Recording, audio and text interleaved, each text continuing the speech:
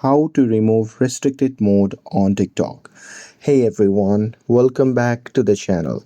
In today's video, I'll show you how to remove or turn off restricted mode on TikTok. So now without further ado, let's get started.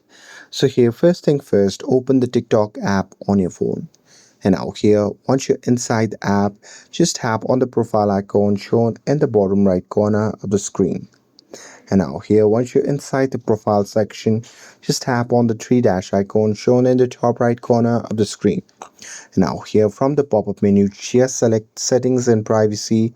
And after that, on the next page, just select content preferences.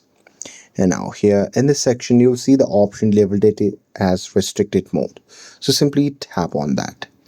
And now here in this section, you simply have to tap on turn off button and select your reason, and after that you can just tap on submit, and that's it. That's how you can remove restricted mode on TikTok.